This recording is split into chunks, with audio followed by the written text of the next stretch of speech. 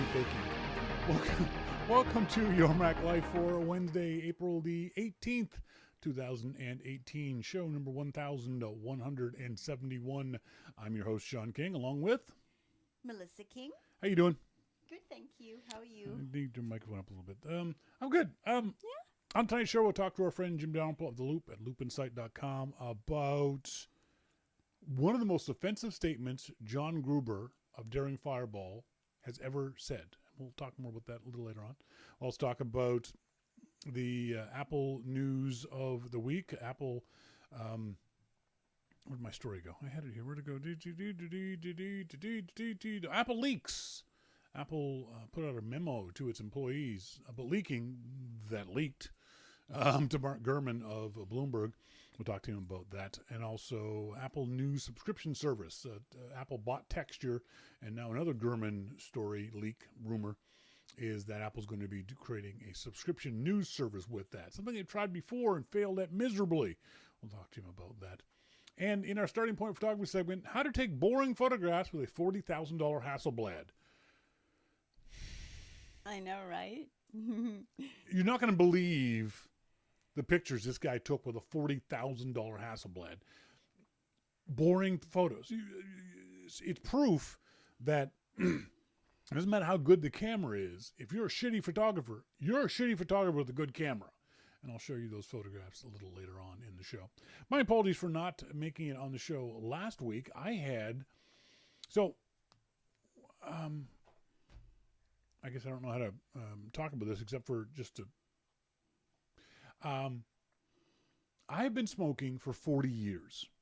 Mostly on and off, but mostly on for 40 years.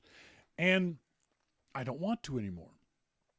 So my Monty, stop smoking. See, this is the problem I have with non-smokers. Well, if you don't want to do it, just don't do it. Quitting smoking is as hard as quitting heroin. It's scientifically proven that the two are very, very difficult to do. And so it's been very difficult for me to quit for any number of years, for any number of ways. So my stepson, Melissa's son, Damon, has been, how long has he been vaping for? Do you know? A year and a half, maybe. So he's been doing this vaping stuff, this electronic cigarette stuff, and I never really got into it, what he was doing. But then a couple of weeks ago, he mentioned, or he was using a different vapor, and I don't know why I like this one more. And he told me about this thing. It's called the Aspire Breeze, and that's it. There's the device right there. That's the whole thing right there. So it's not the big bricky thing. It's not a fake cigarette or anything else like that. And there's the sucky bit there. The juice goes in the top. And so Melissa and I went to the local vape shop, Primo, of Nick Fit Nation. It's very funny. And we got one of these units, and with the e-juice that comes with it. This was a week ago, this past Monday. Yeah. So in the store, I take a couple of puffs off of this, and it feels weird, but I expected it to feel weird. I had no problem with it feeling weird. The good thing about it is that if nothing else, you're no longer inhaling burning plant material. I don't know if these are safer than cigarettes. I don't think they are. I take it back. I don't know if these are as dangerous as cigarettes. I think we can all guarantee cigarettes are incredibly freaking dangerous. These might be not good for you. I don't think they're as bad as cigarettes. But at the very least, because of the delivery method, you can hopefully, if you have the willpower, wean yourself off of nicotine using these things. So anyway, took a couple puffs off this stuff, and it felt kind of weird, but that was okay. Go home, a couple puffs every now and then. When I get the craving, you take a puff. And by Tuesday morning, I had this really weird heaviness deep in my chest. And inhaling like that actually hurt. Well, that's kind of weird. It's kind of strange. So this was Tuesday, and this happened all through Tuesday evening. By the time Wednesday morning comes along, I'm having a very, very heavy feeling in my chest. And breathing even moderately deeply hurt a lot deep in my chest. Melissa and I both did some Google searches about, because the e-juice, the The juice is propylene glycol.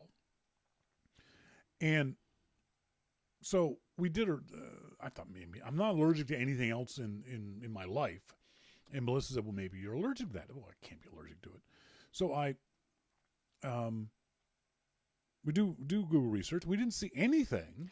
No, there was allergies, but it didn't present. None of them presented like what was happening to you. What happened to me, which is really kind of weird. So, stopped it Tuesday night. Stopped vaping Tuesday night, and I couldn't do the show last Wednesday because it'd gotten so bad. But then I could barely breathe in. It was a very, very heavy feeling. It wasn't pain, but it just felt very heavy in my chest, and then deep breaths hurt. We said, well, we're not doing that.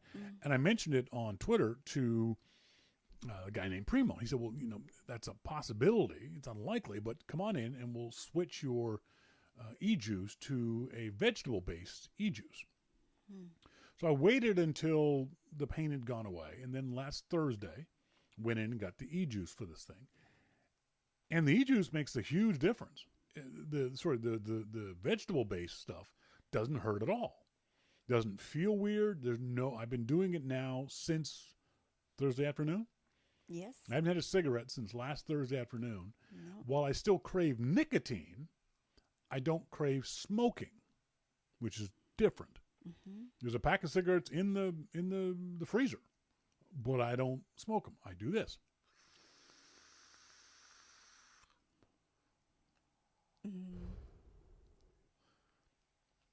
It doesn't smell as bad as cigarette smoke. Oh no, I wouldn't let you do it in the house. Yeah, no, I'm not doing it in the house in general. Yeah, every now and then we'll have a puff and I'll. But most of the time I go outside. I've always gone outside to smoke. There's a flavor to it, but it's not like a sickly sweet smell or flavor that I've gotten from like strawberry based vape and things like that. So it feels like this is something I'll be able to do on a long-term basis. Yes. The question is, A, is it cheaper than cigarettes? B, is it safer than cigarettes? We don't know. And C, will I be able to wean myself off of cigarettes over the long period of time? Well, off of it. Off of nicotine yes. in general. That's the key, is to eventually just stop doing this too.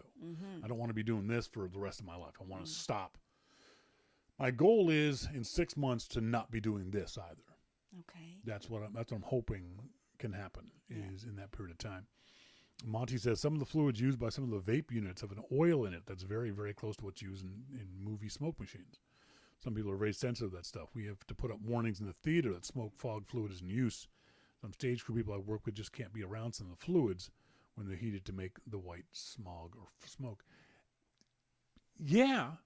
But why didn't I see anything like that when we did a search for propylene glycol allergies? No, there was no heaviness of the chest or difficulty breathing or anything like that. Which I thought was really odd. Yes, I did too. Because like I said, it was a little scary. It was a lot scary. Yeah. And because I've never been allergic to anything except hard work. Penicillin and all that kind of stuff. I have no allergies to any of that stuff. It was very quick. But then when I had I'm not a smoker, but when I puffed it, I was like, oh, whoa. Yeah, you got a pounding headache. And I got a pounding headache. It was horrible. I felt it was a sick headache.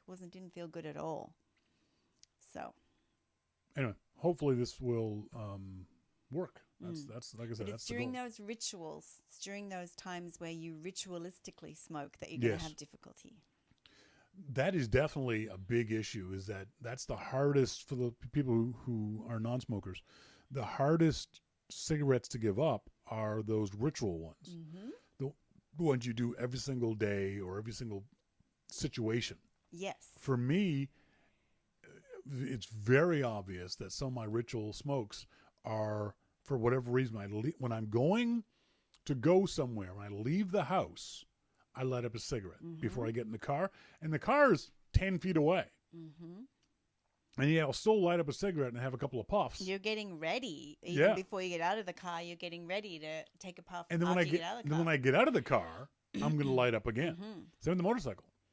When I'm going out to get ready to get on the motorcycle, I'll have a cigarette. When I get off the motorcycle, I'll have a cigarette. And you've created another ritual in your life here is saying goodbye to me when I go to work. Yes, that's right. That's another ritual that you've created that's about having a puff. Yeah. Yeah, I hadn't thought about that. You're right. I create new rituals, too. Yes. Yeah, sure. Some people, it's being on the phone. You can't be have a phone conversation without having a cigarette. For me, I can't sit still on a phone conversation. I have to get up and pace. Like to walk around. I walk around. I'll walk around the whole house. Yeah, but but I don't need to have a cigarette. Thing. No. Yeah. What are the situations do I have to have a cigarette where the cravings are really the strongest? Even the first thing in the morning isn't a craving for me. No, I know. I can see it's not for you. I don't have to jump up first thing in the morning and have a cigarette. No, it's interesting because that usually is when smokers. Yeah. That first one in the morning. I'd like to have one with coffee, but it's been so many years since I've laid in bed and had a coffee and a cigarette that I'm past that one. Mm. Same with the cigarette after sex. I don't have that one anymore either. I still smoke during sex, though. Oh, sorry. Jesus. Moving on. You're smoking during sex or you smoke? I don't smoke. Let's see what Monty said.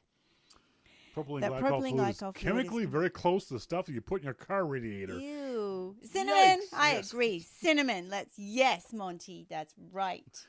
Oh, my God. Later on in the show, in our starting point photography segment, we're going to talk about how to take boring photos with a $40,000 camera. You, too, can take shitty photos with a $40,000 Hasselblad. But up next, we're going to talk to our good friend Jim Dalrymple of The Loop at loopinsight.com about Apple leaks and a subscription news service. All that and much more coming up. This is Your Mac Life.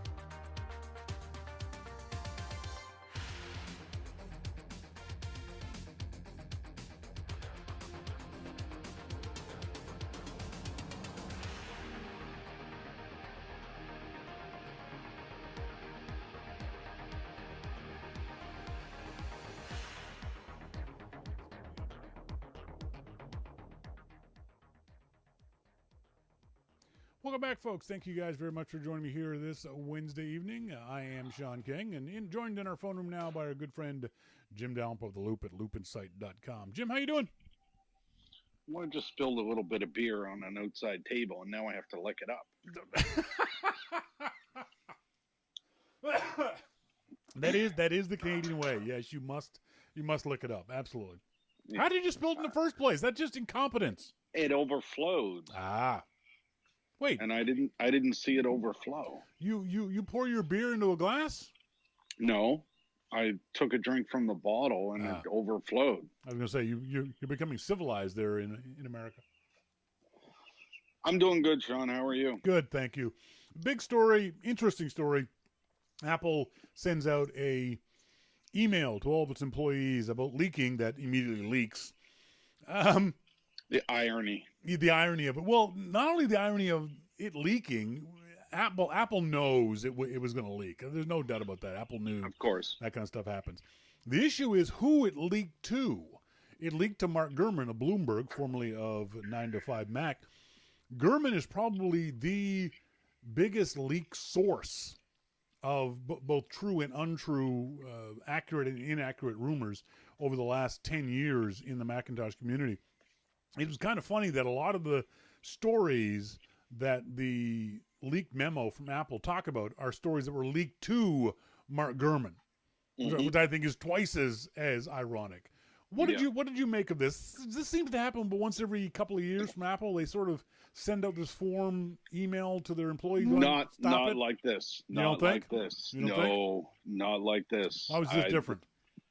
This was, I mean, this to me was, they took a stand. Yeah. And not only did they take a stand, they wanted all of the employees to know, we took a stand. Yep.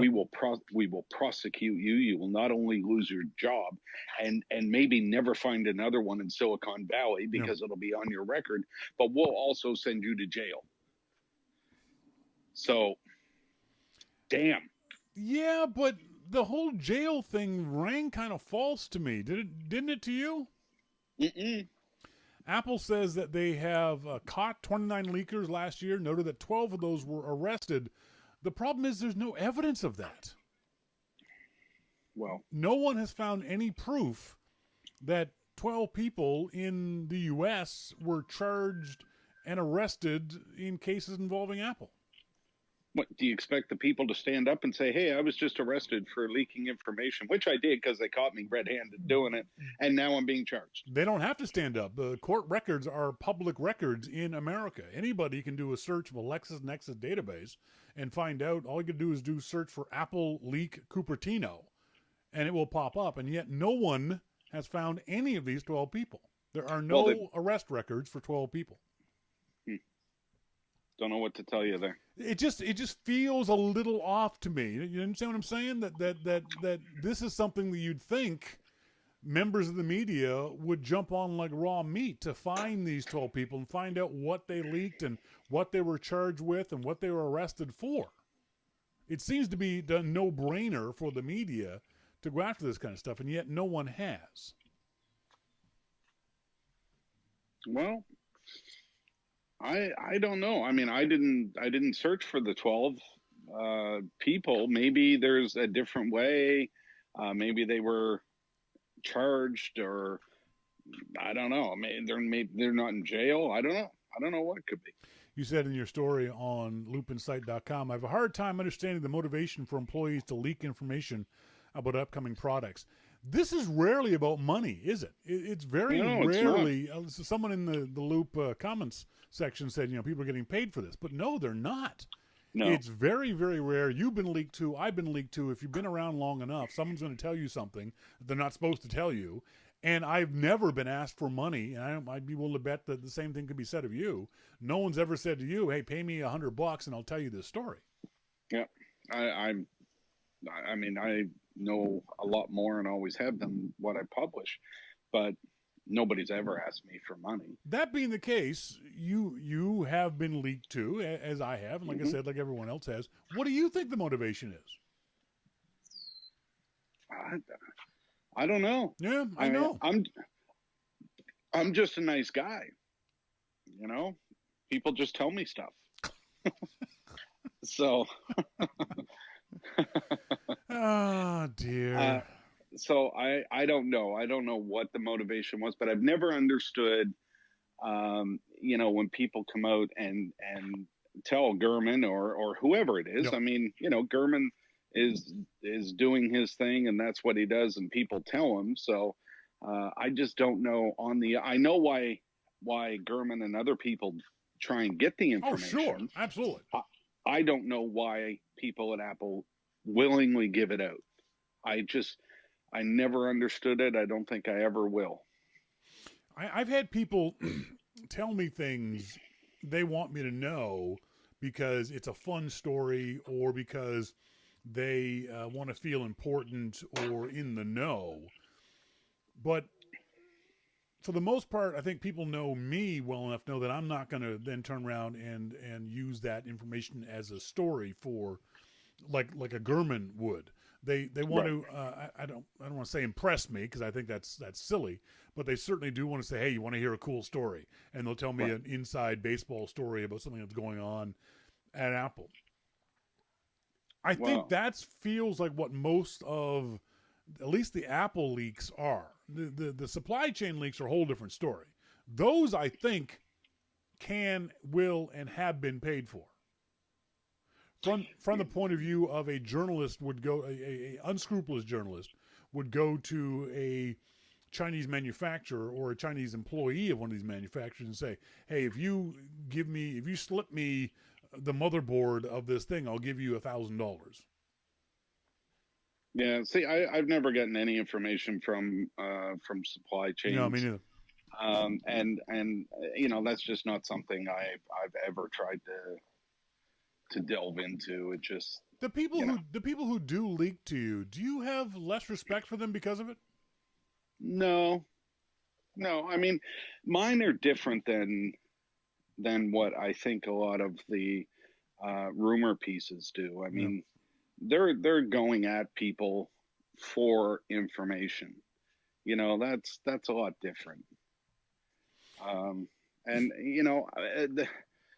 why those people choose to contact, whoever it is. I mean, we keep bringing up Gurman's name only because he's been the one that has done the most writing about this kind of stuff. Yeah.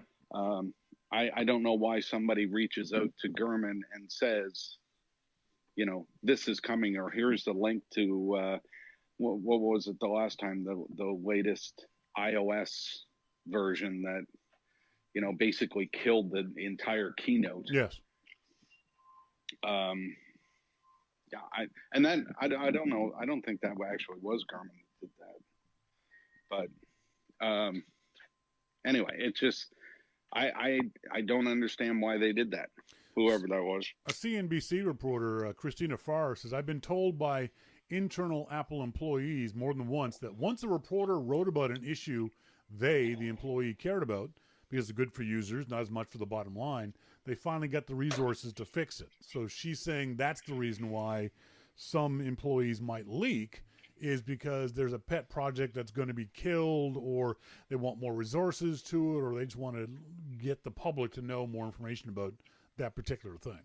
So do they work on that project from prison, or how does that See, that's the part I don't get, is that why would you, if you like working at Apple, if you like doing the cool things you're doing at Apple, why take the risk? Why would you risk all of that? Because Apple has any number of ways to find out. I had someone ask me today, how would Apple find out? I said, one of the ways they could do it is by giving that memo to a bunch of different employees with different spelling mistakes in it or different grammar in it. And then when the memo got posted on someone's website, and the website will always post the memo in its entirety because they want to show off that they actually got the memo, Apple would easily go, well, there's this spelling mistake here. We gave this memo to Tom. Tom's obviously our leaker. Yeah, they could do that, or I don't know how they would go about doing it. The security that all of these companies have now is, I think, very advanced. But they could take a very simple approach to it too, like you said. The other part of that part of this that bothers me is that every Apple employee has got to know how important secrecy is to the company. Not just secrecy of trade secrets, but they built up this mystique around their announcements, and there's a lot of excitement around their announcements that other companies don't get. Microsoft doesn't get it. Google doesn't get it. No one else gets it except for Apple. And one of the reasons why is because of this secrecy. And by you leaking things to the media in the weeks and or months before one of these announcements, you sort of take the air out of that balloon and ruin it for a lot of people, your fellow employees, the marketing at Apple, us as fans of the company and users of the product. That's the other part about it I don't get. Why would you want to do that? Well, and don't forget, then Apple gets to a keynote and everybody already knows everything that's going to be released. Yep. And they get there and announce all of these great products, and people say, yeah, but we already knew about all that. That's right. Yep. Where's the big announcement? Yep. Well, that was the big announcement. It was just leaked. That's all.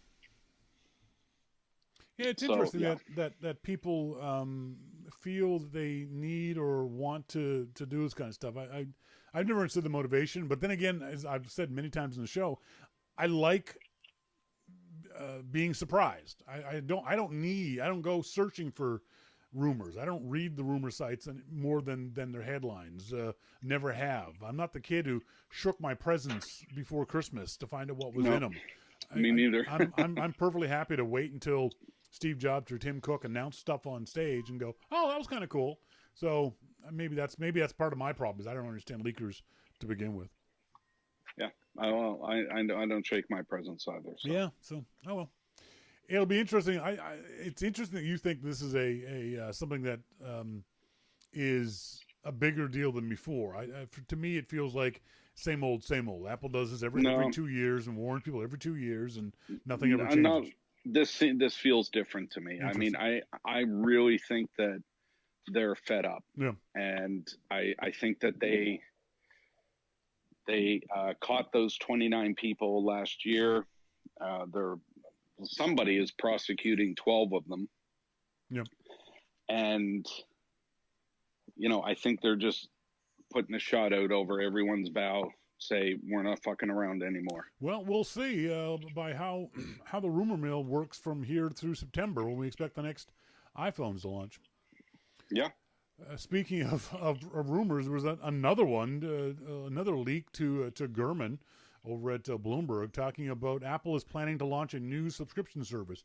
This one, to me, everyone seemed to want to kiss Gurman's ass in this one, but this was entirely predictable. This is not a leak of the story. This is something that as soon as Apple bought Texture, you knew this was going to happen. This is not a big story except for the fact Apple's tried this before and failed miserably. Why do you think Apple thinks they might be able to do it better next time around? Well, I mean, Texture was probably more popular, and it's different than what Apple did before. So, yes. That could work, but it could also bring in some of the subscription newspapers and things like that in there that Apple didn't really have a bundle for before.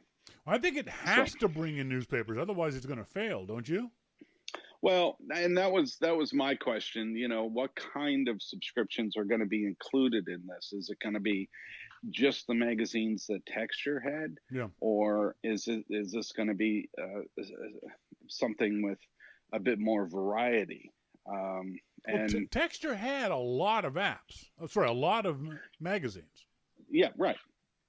So I think if Texture just went along with the same ones as they had before, they wouldn't be going too far bad with Apple's marketing push. No, but I would like something a bit different, I think. Yes. But I don't know. Magazines, I don't know if I've just outgrown them or what with the way that the internet is. Maybe Texture will be different. Maybe it will work. And, is it going to be part of a separate subscription or your full subscription or, I mean, Apple certainly has the power to lower the price of the subscription, or they could raise it. You never know. I think, or Apple could just, as some people are supposing, Apple would just fold this into your Apple Music subscription, which I don't think that would happen. That gets kind of confusing. No, I don't think that they would do that. No, but I mean, they might give you a single price for, Apple Music and Texture. Yeah. something like that, but it would be more than what you're paying right now. And then you have to worry about the whole family plan thing. Yep. And, so pricing is still up in the air, but I think even what they're going to do with it finally is still up in the air, despite Gurman's story. Agreed. I think one of the problems is that most of us have moved past magazines. Magazine subscription has fallen off precipitously over the last 10 years. I can't remember the last actually I can't. The last magazine subscription I had was Motorcyclist Magazine, and that was 7 years ago. The last time I bought a magazine was probably at least 2 years ago at an airport somewhere, and I was just bored. Yeah. Are you going in the beer fridge? I am. Yep. When do you remember the last magazine subscription you had? Oh God. Like no. to a Dead Tree edition or an actual paper edition? No, I can't remember. Remember the last magazine you read? No. And that's for, I don't know about you, but for me, I'm an information junkie. I read constantly. And yet I have zero interest in paper editions of magazines. Of even magazines that of hobbies and activities I like, whether it be computers or motorcycles or photography. Because I'm actually surprised you don't have any motorcycle magazine subscriptions. Well, it's because of I've gotten so much more specific when it comes to my motorcycling. The general purpose magazines don't do anything for me. The cruiser magazine doesn't do anything for me. I'm not a cruiser guy. Sport bike magazine doesn't do anything for me. I'm not a sport bike guy. So as my interest in those subjects have gotten very, very specific in particular, the general purpose magazines of that hobby, that genre, don't have any interest to me at all. Yeah, I honestly can't remember the last magazine subscription I had. I really and because there's so much of that stuff now available online. Well, you can find a niche website that deals with just what you like. Yeah, exactly. There are other people out there like you that will write just about the things that you want to read about. Yeah. And you can either subscribe to a website or just read it for free. True.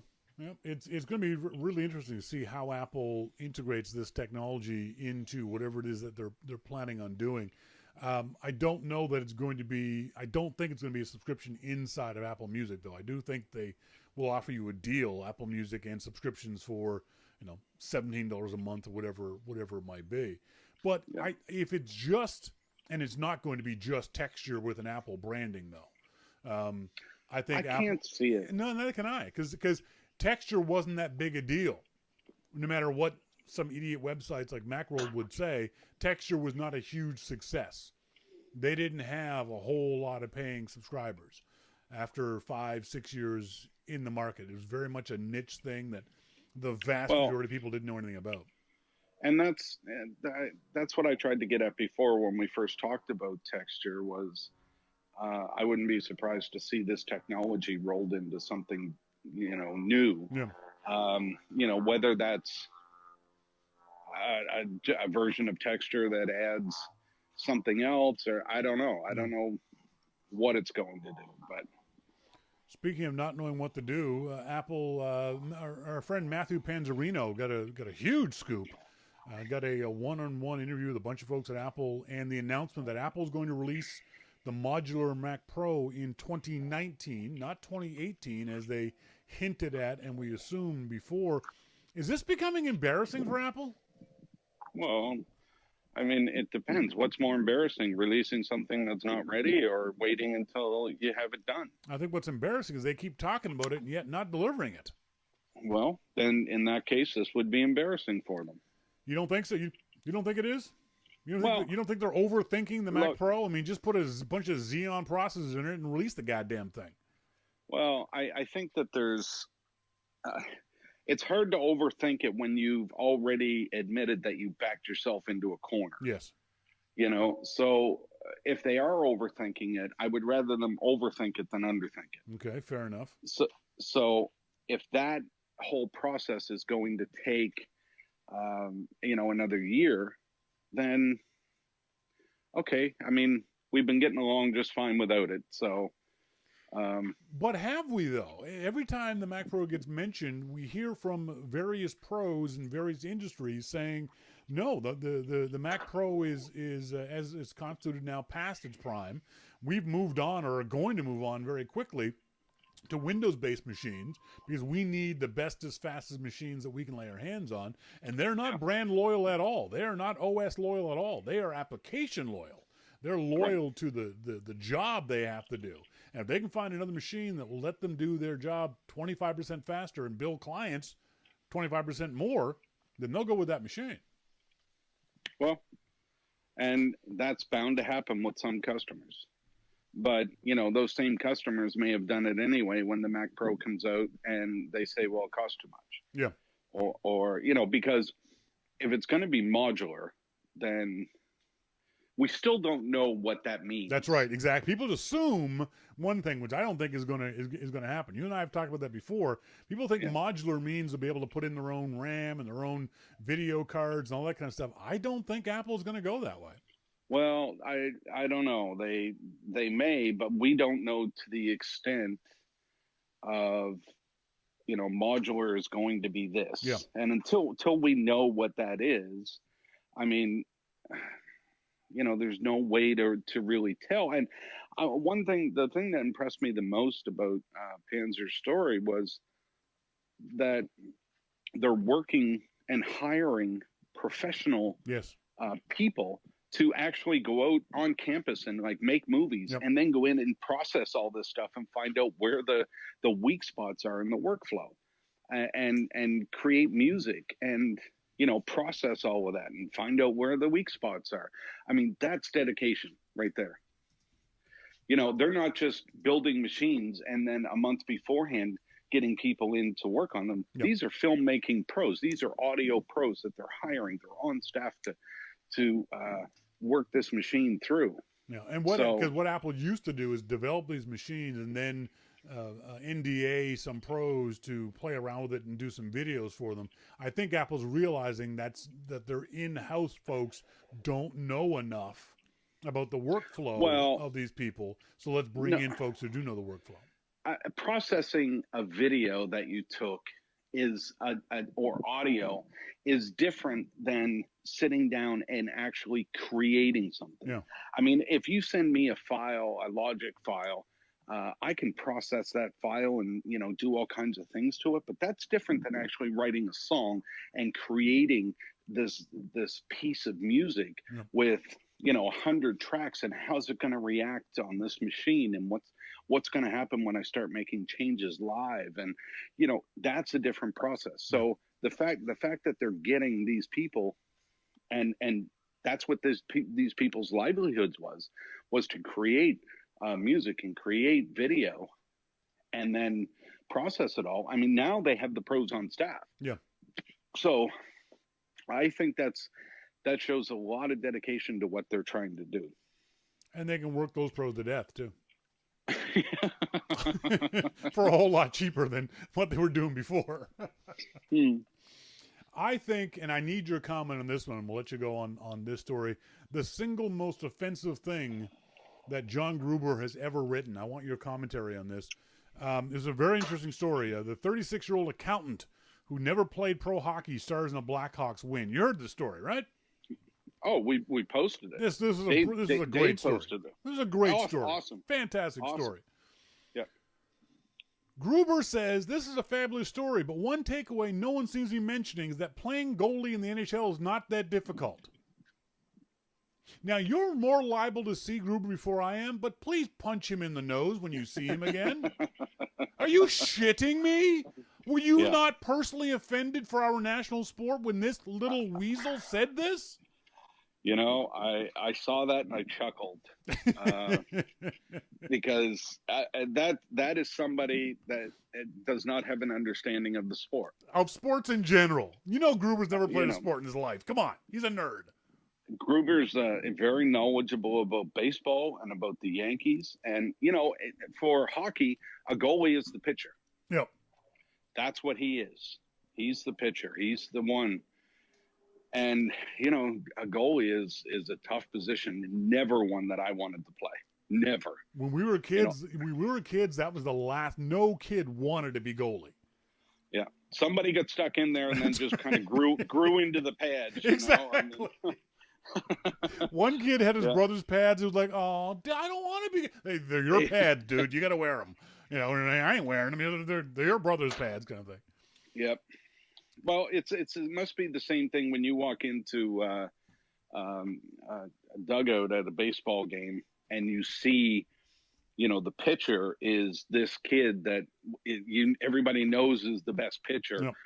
You breathe a sigh of relief. You know, when we used to walk into the locker room at the rink and you see you have this goalie, you think, okay, all right, this is going to be a good year. Yep, that's right. That's right. You know, or you see that you have a numbskull in there that you yourself scored 5 goals on in one game last year. Right.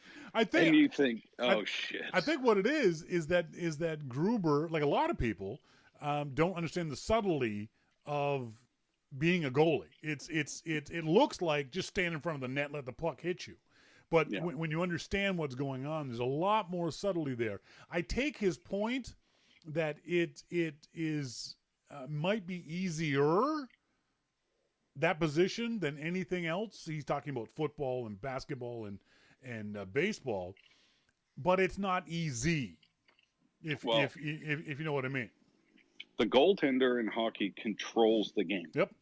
He controls the speed of the game. He controls, and you know, for somebody that doesn't know what a goalie does, it may just look like he kind of stands there and lets the puck hit him. Right, but that's not what they do. I mean, now I have gone into a batting cage and had baseballs pitched at me at near professional level, upwards of 85 to 90 miles an hour. Didn't hit a goddamn one. Didn't even foul one off. Okay, so I'll grant you hitting a baseball is very, very difficult. Yeah, well, but if it was easy, we'd all do it. Exactly. His point is that if you're a college player, you couldn't go into the pros at that level at the age of 36. I think you could in football. Maybe not the quarterback, but certainly a defensive lineman or a linebacker. No, let's you got to hold on now. It's not like this guy was just an accountant and never played the sport before and just went in and stood in. Yeah. He's been a lifelong hockey player and a lifelong goalie. Yeah. So let's not confuse the situation here. I mean, you know, we all love the fact that he's basically pulled out of the stands and gets to play in the NHL and made 7 saves. Yeah. But he's been a lifetime player. So, and continues to this day to be a lifetime player. Yeah. So at 36, hopping in the net, I get that, you know, he's playing in the NHL now, but he played at a high collegiate level and still plays. So, you know, he knows what he's doing. The best. Go ahead. And at some point, your experience for, you know, probably 30 years of playing, it just kind of takes over.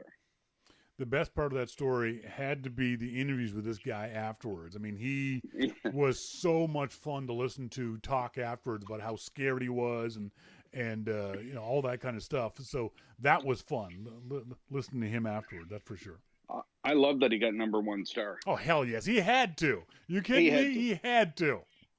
And all the players went down and congratulated him. Yeah. And, you know, it was definitely fun. Folks, been talking to Jim Dalrymple of The Loop at loopinsight.com. He's here each and every week. Thanks, Jim. Thank you. Talk to you later, buddy. See ya. Bye.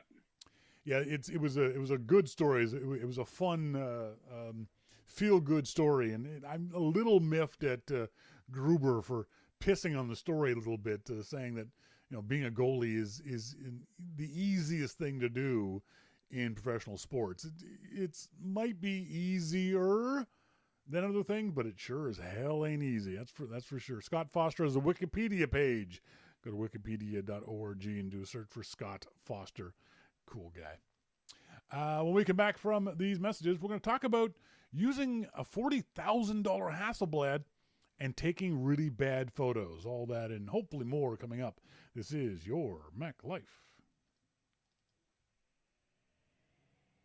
Hello, my name is Melissa King. I'm Your Mac Life's official spokes Australian. As Shawn begins his 25th year of broadcasting on the internet, he has asked me to say a few words to you all. Send money. What? Why not? More? Okay. When you listen to Your Mac Life, you'll notice there are no ads, no commercial breaks, no 5-minute ad reads for products you've already bought or have no interest in buying. That's because Your Mac Life is entirely listener-supported, and not even listener-supported via a paywall or a subscription service. It's simple. If you like Your Mac Life, you can pay for it.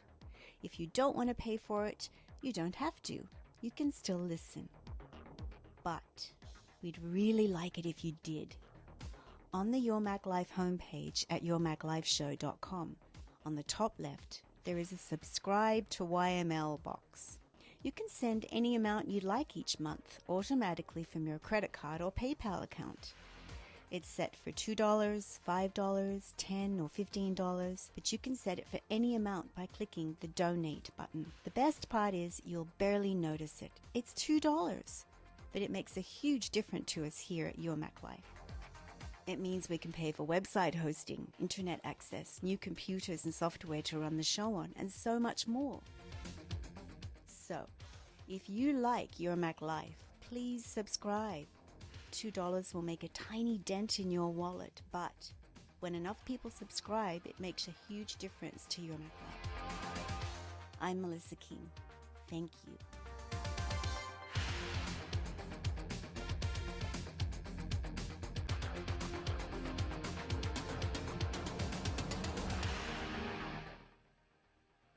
Welcome back to Your Mac Life. I'm Shawn King, joined again, as always, by my beautiful co-host, Melissa King. Hi. Sorry, I don't have the mic up there. No? Now you I'm do. echoey. Echo. Sorry. Let me turn that off. It shouldn't be echoey anymore. I still haven't got this loopback Faraggio thing down cold yet. There's still. See, the problem is I added more buttons to my workflow, and I didn't need to add more buttons. I don't need more buttons. I was reading this story. Let me dig this story up. Why does one camera cost $40,000? If you are a photographer beyond even the hobbyist level, and the more serious you get about taking images, the more you learn about cameras specifically, you'll hear two names frequently, Leica and Hasselblad. Leica is a German company. Hasselblad, I believe, is a Swedish company. They are the pinnacle of cameras, according to pros. They are the best of the best when it comes to the DSLR type of cameras. I've never touched a Hasselblad. I've never held a Leica. I don't think I'm worthy. I don't think there's any point in me holding on to a Leica or a Hasselblad. I'm not going to take the photos that would be worthy of that camera. So this guy, Tyler Stallman, who I found out is probably from Toronto, which is why I hate him already. Tyler Stallman got a Hasselblad H6D-100C. It's an awful name. 100 megapixel medium format DSLR. The body itself for this camera cost $33,000. Now I'm going to block Melissa's beautiful face here for a second while I show you guys. That's what a $33,000 camera looks like. That's the Hasselblad H6D-100C. The lens he put on that thing, the lens is a Hasselblad H lens, cost $7,000. This is insane. This is cuckoo for Cocoa Puffs insane that you would have access to that kind of a camera, to a camera that would cost that much. I can't imagine it. I don't want to. I don't ever want to have that camera because I'm not worthy of it. So I watched this guy's video, and the video on this website this I found that he was from, I'm assuming he's from Toronto, because he talks about flying into Vancouver for the Junos. And so I'm assuming he's this guy in Toronto. He's a fairly well-known YouTube guy. He did an iPhone 10 review when the iPhone 10 came out. And this isn't a review. It's more of him just talking about this camera. And so I'm watching his video, and the pictures he posts, on the still shots on his video that he posted, I'm looking at them and going, they're not very good. That's kind of odd. I thought, well, maybe it's the YouTube video. Maybe that's why the pictures weren't very good. It's because he's shooting, it's all compressed for YouTube. So they then link to a Flickr page for the images that he took. And again, I'll cover up my wife's beautiful face to show you the Flickr page that they used for this guy. And so here's one shot, and it's a perfectly ordinary, everyday, boring shot. There's nothing special about this portrait shot that he's taken with this $40,000 camera. Okay. Every one of us could have taken this shot with our iPhone. Yes. Every one of us could. Stevie Wonder could have taken this shot. This is not an interesting photo at all. This is not a shot worthy of a $40,000 camera. It's just a picture of a guy at a camera store. Okay, yeah, the detail is, if you zoom in real close, you can probably see some interesting detail in his hair and his wrinkles and his beard and his shirt, but big hairy deal. I don't care. So then you go to the other picture. This is a picture he's taken from the plane of Calgary, Alberta, Canada. Okay. Again, this is a picture that every one of us has taken out of the plane window. Mm-hmm. Because it's 100 megapixels, you can zoom in and get some interesting detail. But as a picture, it's not particularly interesting. Not at all. This is a tourist picture. This is a picture, like I said, we're all going to take. So I look again, and now he's showing pictures of places I know. Now this is where things get interesting. He's now flown into Vancouver, and he's taking pictures of locations where I've taken pictures. This picture here is of the Vancouver Art Gallery in downtown Vancouver. I know this location. I've stood in this spot. Mm-hmm. And know what this area looks like. And when you look at the picture, again, you go, big freaking deal. There's nothing special in this image. There's nothing in this image that's worthy of a $40,000 camera. It's amazing to me. This is, again, an iPhone shot.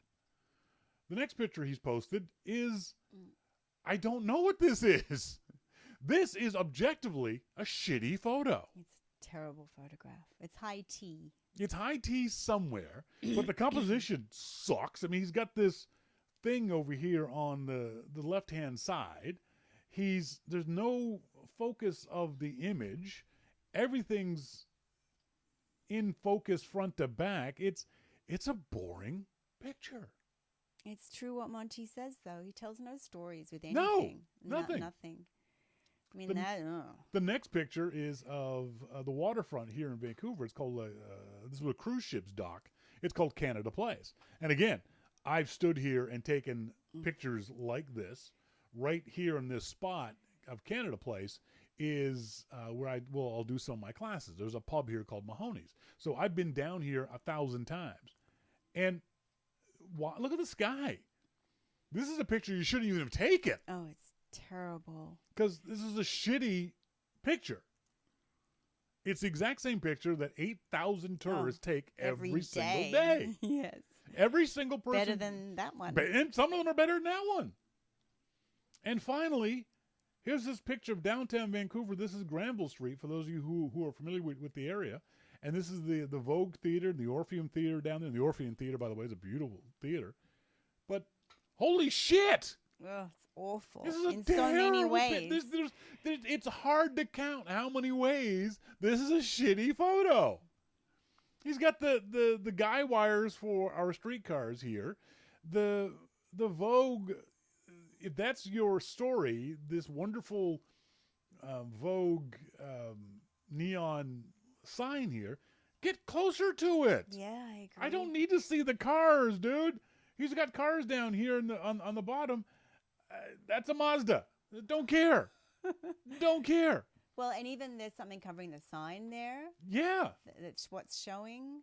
The surroundings are awful. Is it in focus? I've been to this spot, and I know that sign, and I know for a fact that if you walk up this street a quarter of a block, you can get rid of that street sign there. Yeah. And still get the Vogue logo in. These are shitty photos with a $40,000 camera. Mm-hmm. So Sherry says he's a cinematographer. Did you know that? He's not a very good one. So I don't know what he does. If he's a cinematographer, if the assumption is that he's a cinematographer and not a photographer, then he shouldn't be reviewing a camera, a photography camera. You understand what I'm saying? Yes, There's especially a $40,000 one. Yeah. You know, I get him reviewing the iPhone. Not really, but it makes more sense than someone who may not have the experience or the knowledge or the ability to shoot with a $40,000. If I was Hasselblad, I'd be pissed at this guy. I was just gonna say, I wonder if they've seen it. If I was Hasselblad and this is the guy, he's from Calgary. Okay, he's from Calgary. Thanks, Sherry. If I'm Hasselblad, and I loaned this guy a $40,000 camera, and then he took these pictures, I'd make him put up a disclaimer saying, "Not a real photographer." Not the camera. It's me. It's not the camera. Monty says that they should send someone to take that camera back from him, give him a refund attached to a restraining order. Sherry, he's a mediocre white guy who continues to fail upwards. He's a photographer as well, apparently. Okay. No, he's not. No. I mean, even just from what you've taught me, and I didn't know what you were showing me the photographs for. I looked at them and I was picking out, That's the thing. That's the thing. I was testing Melissa. I said, "What do you think of these photos?" I didn't tell her anything about the photos. I just showed her the same photos and wanted to get your opinion. And that was based on all of what you taught me about. But you immediately critiquing.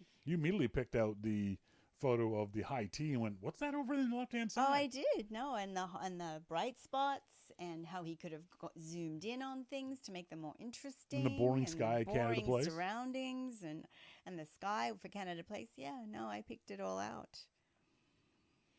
The Hasselblad is a professional camera. It is not.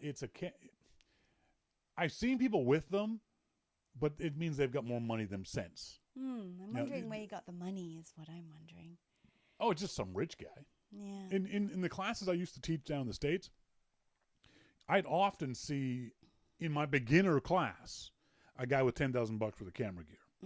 He'd have a $7,000 Canon or a Nikon and a $3,000 lens on it, and he's shooting in auto mode. You know, just because he had the money or was convinced by someone to buy the top of the line absolute ultimate camera and bought it. It's like guys who buy super motorcycles or super cars and don't really know how to drive them. Have no experience driving them, so they're never going to take that vehicle to its limit. You just want to show off.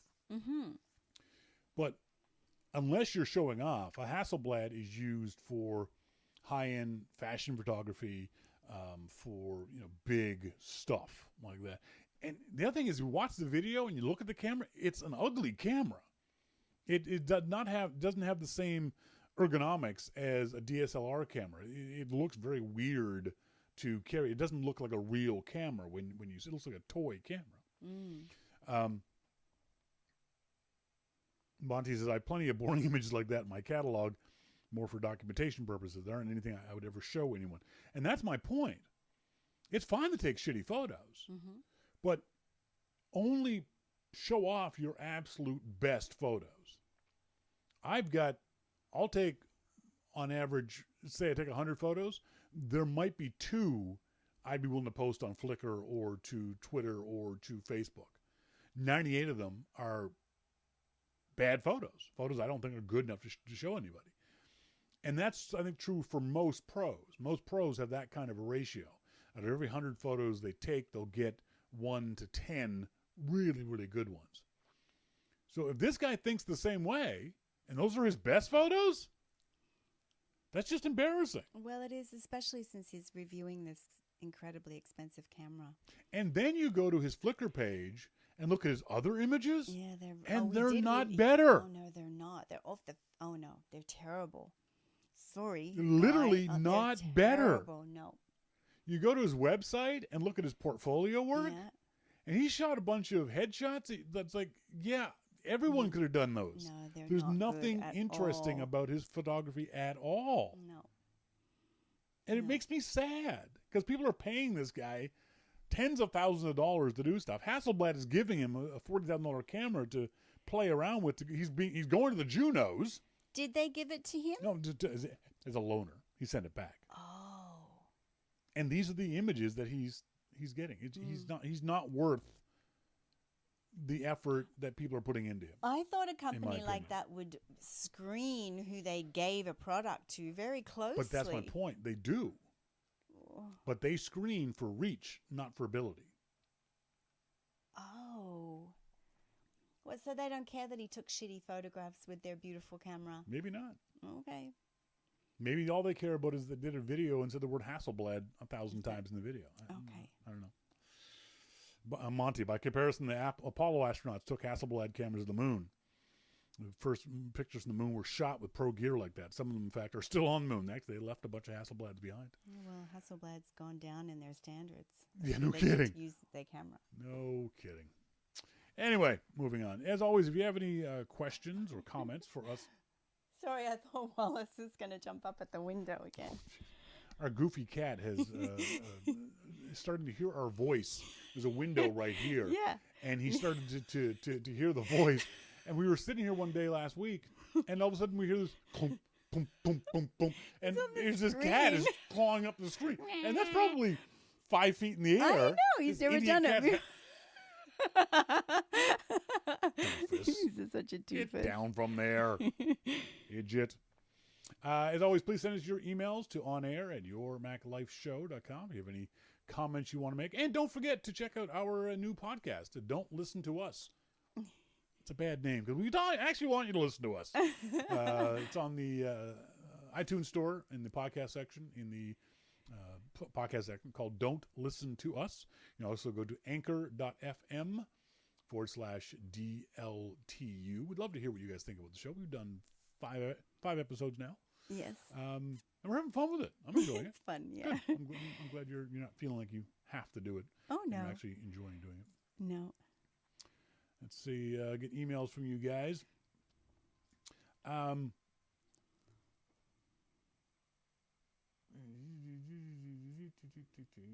Make sure This is from Donald H. I caught the March 7th show. Heard your comments on the Life Print printer. Lately, it seems I've missed your shows more than usual. Several times I'm away from home on a Wednesday.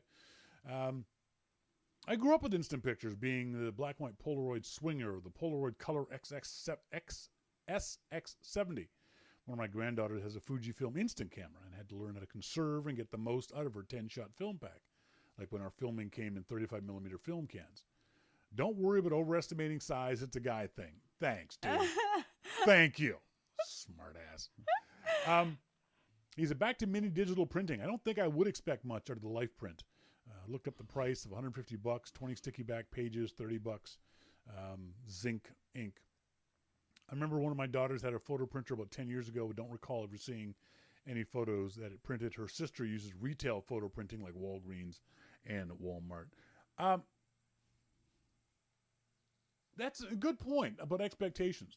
I think part of the problem was the expectations were raised not necessarily by the folks at Life Print, because I know their stuff is going to be marketing fluff. My expectations were raised by the reviews I read of the Life Print photo printer. And so I read the reviews, and I thought, that might be kind of interesting. So I asked them to send me one. And when I started printing the stuff off, I thought, am I screwing something up? These photos are awful. I must be doing something wrong.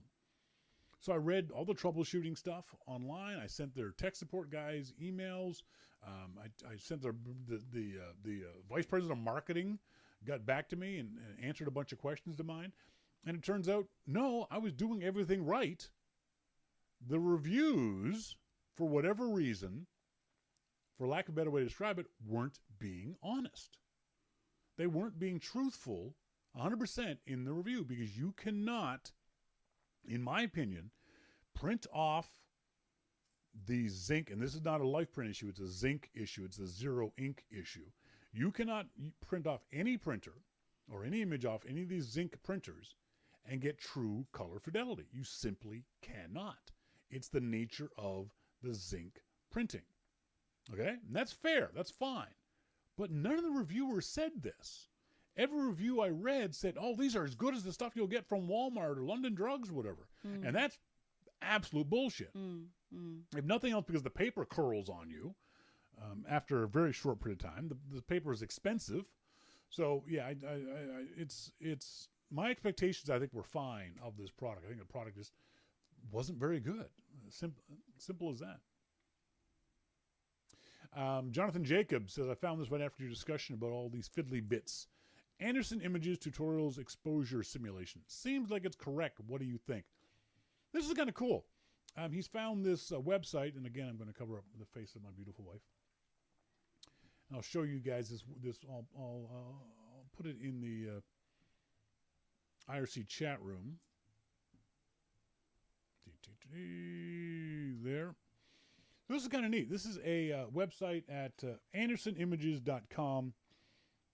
It's called the Exposure Simulator. And what it is, let me just make this a little bigger so you guys can see it on screen better. What it is you have an image of this light bulb. It's a terrible image. But what you can do is by moving these sliders around, you can see what happens to the image. So, for example, this camera is in shutter priority mode. It's set up to have aperture priority mode and manual mode. So, Melissa, in shutter priority mode, what's going to happen to this image if I move this slider to faster speeds? It's at 1/60th of a second now. What happens if I move the slider to 1/500th of a second? Then it will be darker. The image will get darker? Yes, All right. less light will get in. Let's see. Boop, boop, boop, boop, boop, boop, boop. Let's go even further. Boop, boop. It didn't. Why didn't it? Are you asking me why? I'm asking, why didn't it get darker?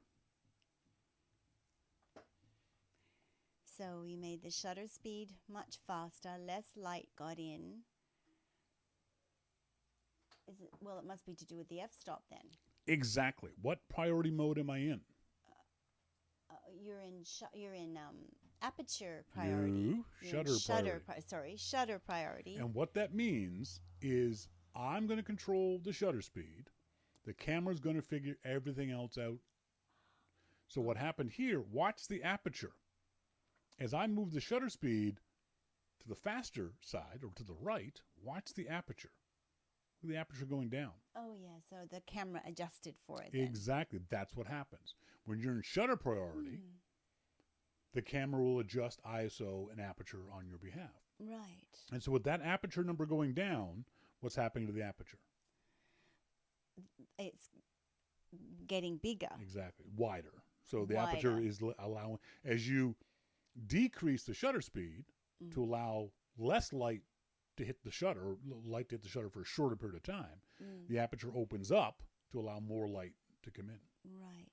So if I keep going, and the other aspect of this, let's go back to 1/6 of a second, look at the background. Your aperture is at f5.6.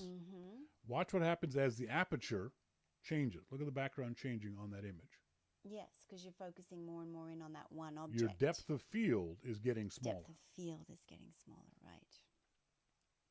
Now the reverse, if I go to aperture priority mode, I can't change the shutter speed. So if I make the aperture smaller, what's going to happen to shutter speed? the shutter speed will be longer because you want more light to come in. Exactly. So, well, again, watch what happens. I'll increase the aperture number, but make the aperture smaller, make the hole smaller. So I'm going F8, F11, and you can see the shutter speed going down 1/15th, 1 F16th, 22, 32, all the way that way. The image stays the same. Notice that the image is not changing. The background, very little. Very little. Because you're telling the camera, I'm going to mess around with the aperture, and the camera's going, oh shit, okay, I'll change the shutter speed. But look at the shutter speeds, 1/15th of a second, 1/8 of a second, 1/4 of a second. You can't hold the camera steady at these speeds. Oh, you'd have to have it on a tripod. That's right. So now if we go to manual mode, let's keep the aperture at f5.6 and decrease the shutter speed down to that. So what do you think is going to happen to the image? Well, so you've decreased the shutter speed. Yes, but keep the aperture here. I think it will go much darker. Yeah, that's right, much. Yes. See this? And then down to black. Yes. And the other thing I want you to look at is something beginners ignore, is up here is this dial. When that dial, in theory, when that arrow is dead center, that means your picture is perfectly exposed according to the camera's brains. Where is that dial on my camera? On your camera, it's going to be at the bottom. When you look through the viewfinder or look at the back screen, you'll see it at the bottom. Oh. And okay. as you mess with these dials, you'll see how that thing goes up and down. So as it goes to the left, your image is getting darker. As it goes to the right, your image is getting brighter. I love this. Is this meant to be a teaching tool? Yep, absolutely. Oh, this is fantastic. Absolutely. I've got another one I'll show on next week's show. I love it. That's actually even. So this is how I learn about it best. Yeah. Yeah. Monty says that's a pretty creative site. Nice ways to see what changes in settings will do without having to set up and take a lot of test shots. And the thing is, what I want you guys to do is look at these images and then say to yourself, okay, what's going to happen in this simulator if I move the shutter slower or faster, and know ahead of time what's going to happen. Visualize the image beforehand. So if you move the aperture, make the aperture wider, the aperture number smaller, but the aperture is wider, what's going to happen to the image? What's going to happen to the light of the image? What's going to happen to the focus, the depth of field of the image? And see if you're getting it right. So I'm sorry. Can you put one of your own images in it? Oh, you can't do that. To do it with your own images, you'd have to take your own images and do that. But this is a good way of playing around with it. very good. Our friend Jason Painter in Sydney, Australia. Good talk on the show. What to think about when shooting. I think familiarity is very important. I'm off to Scotland in April. We've seen this. This is Japester. I wanted to say to Japester, which I should have said on Instagram, that his photographs are getting better. He's gotten some good shots. He has gotten some really interesting shots in Scotland. Made sure to get a new camera. Out training every weekend with the tripod, 'cause I'm going to be shooting mostly landscapes. It's surprising how clumsy you can be. I don't want that when I'm on site. I love improving my technique and skill with the equipment. Very good.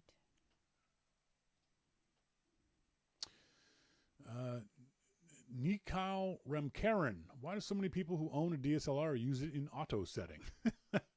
I think it's, well, it depends on why you buy the DSLR. I think it's lack of knowledge. I think that if you take pictures, it might be different for every person, but I think for the most part, it's the least intimidating setting. I always describe auto setting as a tricycle. You can't go very fast on a tricycle, but you can't fall off it either. And that's comfortable for people. People don't want to get outside their comfort zone. The other problem is getting outside your comfort zone without the knowledge of what happens means you're going to fail a lot. That's very, very frustrating. I see so many beginners trying to shoot on manual mode and them just not understanding. They cannot conceptualize what's happening when they change aperture. Why did the shutter speed change? Why did the ISO change? How do I fix my exposure compensation? How do I? They think they have to shoot in manual. They've ever been told by that by a sales guy or another instructor or a book or a website. And so they think the only way they can learn is by being on manual, and then just get really, really frustrated. So the vast majority of folks I talk to shoot on beginner mode. And a lot of it's because they just don't know what the other modes do. They haven't read the manual. The manual is hard to read. They haven't used YouTube. They haven't done good classes. I think most people it's a lack of knowledge.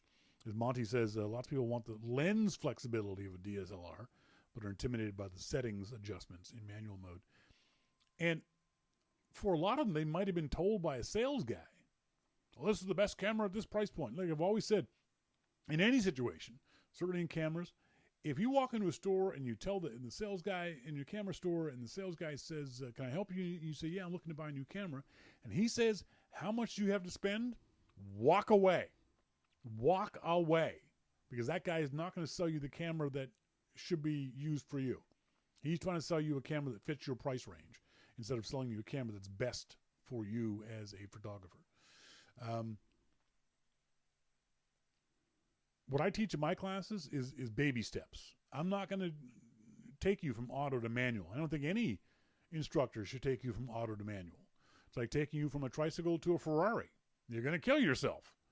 I much prefer the baby steps of learn how to take better pictures in auto mode, and then learn how to take good pictures in aperture priority mode, and then shutter priority mode, and then program mode. So you're building your skill level up to then doing in manual mode. And by the way, most pros don't shoot in manual mode.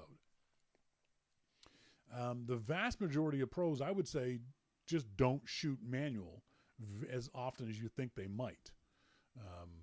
I always love telling the story of being at a Photoshop World party and being asked to take photos. And it was me and Moose Peterson. Moose Peterson's a famous photographer.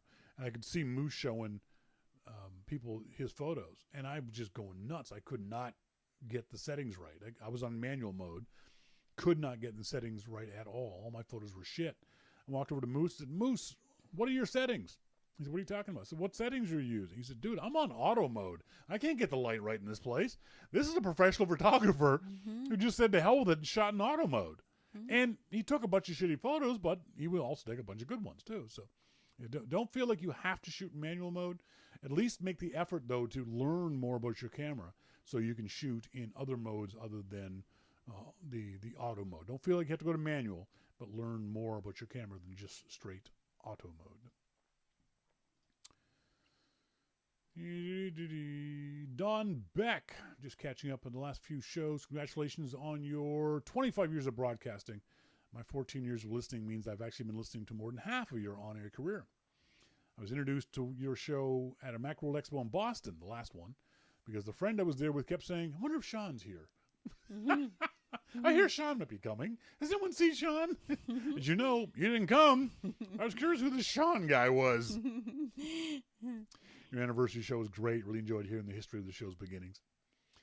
Currently listening to the March 28th show where you are both, you Melissa, are talking about education. Different learning styles and technology are not for the learner. As a teacher of square dancing, I've been aware of different learning styles for years, and most callers have learned that if your student doesn't understand what you're trying to explain, saying it louder isn't the answer. No. Square dancing is one of those things that requires using both your left brain and your right brain. My personal experience with learning is how today's technology has made such a big difference for me. I have a slight learning disability. I'm a very slow reader. I've taken speed reading classes, but they don't help. My comprehension was good, but my silent reading speed is slower than most people's reading aloud speed. So typically, the night before finals in college, my fellow students would say, I got to read that chapter again. And I'd say, I've got to finish reading that chapter for the first time. I failed history class because it was nothing but reading, and I couldn't keep up. Now, at 78, I find I can keep up with the news and with new things I want to learn by having my Mac or my iPhone speed read them to me. Very nice. I found that things I used to just pass by because it would take too much time to read, I can speed listen to them. Oh, isn't that interesting? there is a wonderful... we think of speed reading, but Dawn's speed listening. Yeah. I hadn't thought about that, Because Dawn. her comprehension is fine. I found that things that I used to just pass... my wife is a typical speed reader, but interestingly enough, she can't speed listen. For me, this technology is a lifesaver. I so wish that it had been available during my school and engineering days. Thanks for continuing to make me think, learn, and be entertained. Talking about living here in Gibson's in the ferry ride, he says he's lived on an island for 21 years. For a 45-minute ferry ride back to civilization, or as the locals say, back to America. I can relate to your tales of having to take the ferry to the big city. He lives in Martha's Vineyard, which has a year-round population of about 15,000, swells to over 100,000 in the summer. Oh my gosh. We have 6 towns, and the island mine's the second smallest with a population of under 900. Gibson's has got 6,000, and it's tiny. 900? Can you imagine Gibson's going from 6,000 to 100,000 in the summertime? It goes up there. We couldn't. Yeah. We couldn't. The cottages will start to get open Victoria Day weekend. Really? That's going to be hell over here, isn't it? There'll be a lot of people. Oh, it's already happening. Ugh. Doesn't sound like fun at all. Yeah, but we live here, and they come over here to holiday here, and we live here.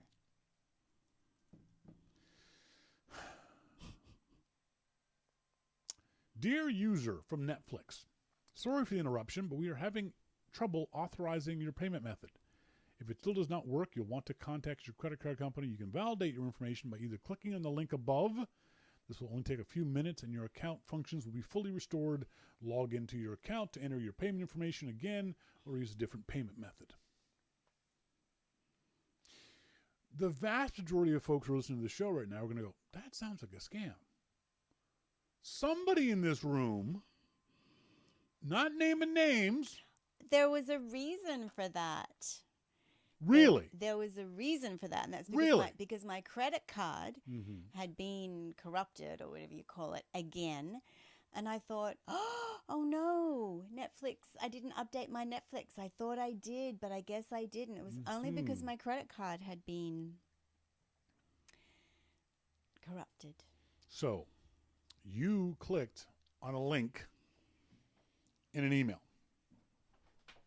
Yeah, because I thought they needed my new credit card. Now, first of all, the email was in your junk mail folder, correct? A lot of things that I should attend to go into my junk mail folder. Okay. Secondly, the email subject line was update your information account, Recibo number 430392455. Thirdly, the email was from Netflix. Okay. But the actual email address was mberryman -31108429153450831 at verify.domain.co.uk. Do you have a UK Netflix account? No. Okay. When you scroll over the links in the email goes to empowertheblind.org. But I didn't go all the way with this. And I went, then when you go to empowertheblind.org, it then bounces you to the Greater Burlington Chamber of Commerce website in Burlington, Vermont. Wow, huh? Yeah. That's just bouncing around all over the place. Well, what happened was they had taken over a section of the Greater Burlington Chamber of Commerce's servers. They had. And set up a very real-looking fake Netflix thing. And that was where one of the reasons you got caught was because when you clicked on the link, you went to what looked like your regular Netflix page. You didn't look at the URL and see Greater Burlington Chamber of Commerce. No. You just saw this thing you see all the time on Netflix, which is log in here. This is and I'm teasing my wife. It's pretty scary. It can be very, very scary. It's happening all the time to me. I feel like I'm on another wave of this coming at me again. The key is junk mail folder. So if it's there, automatically be suspicious. Secondly, unless you specifically request for a password reset or anything else like that, even if the email looks perfectly legit, always go to the website itself to do this stuff. Never click on any. I get stuff from Apple that I don't click on. Mm-hmm. Stuff that I know is from Apple. I still go to the apple.com to log into things. Your bank should never ask you to do this stuff online. No one's ever going to call you and say, oh, go to the website and do this. Netflix have contacted me before when my credit card's been and said, Melissa, we don't have your payment's not going through. They contact you by email. Yes, just like that. Yeah. Just like that. Just like it's that. almost as if whoever did it knew Yep. that my credit card I had to update my credit card. It was weird. So when that happened, it was undoubtedly coincidental. But regardless, never click on a link in an email. Yeah. And the easiest thing to do is like I showed you, just scroll over and hold your mouse over the email link, and every email application will show you what the link actually goes to. And it should go to netflix.com. Someone got caught on this on Facebook the other day. They posted a link to a breaking news story, and it was breaking news from CNN. And when you clicked on the link, it looked like a CNN website. Yeah. Except the URL was breaking-cnn.com. It wasn't CNN.com. It was breaking-cnn.com. And anybody can buy that name. I can buy melissaberrymancnn.com. And make it look like it's a website from CNN. So someone could get netflixcanada.com, and you'd think, oh, that's a legit website. It's not. So don't go by the URL in the email. Check it, but don't ever click on it, even if you think it's the right one. Always go to the website and type in the URL netflix.com or netflix.ca. Yes. Never do it that way. Yes. My cute little non-nerdy wife.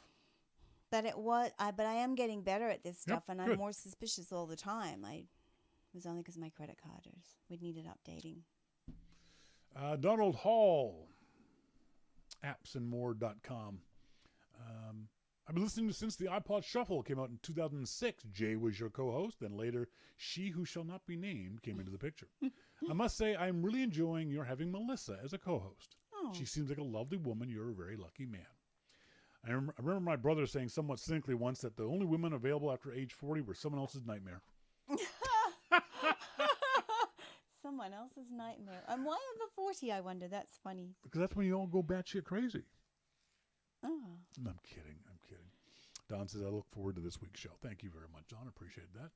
Folks, that's it for tonight's show. As always, we want to send you, send us emails to onair@yourmaclifeshow.com. Please listen to our other podcast, Don't Listen to Us, ironically named. It's over on the iTunes store. You can also find it on anchor.fm. And leave a review for Your Mac Life or for Don't Listen to Us on the iTunes store. We'd love to get. Shawn's looking for a nickname for me if people want to throw in some suggestions because he's a bit stuck. I think you deserve a nickname. Anyway. I don't know why. I just do. And so far we come up with Red, which is Red. Blue, which is very, if you listen to last week's Don't Listen to Us, Australian redheads are often called blue, which is very interesting. You have to listen to find out why. Squirt. as in little Squirt. But I had a dog named Squirt, so I can't call my wife Squirt. It's not going to work. I can't. So yeah, if you can think of a nickname, let me know. I'll say thanks, as always, to our good friend Jim Dalrymple of The Loop at loopinsight.com for joining us here each and every week. And thanks to you guys for being here each and every week. Until next week, I've been Shawn King. I'm Melissa King. And you've been listening to Your Mac Life. See ya! Bye.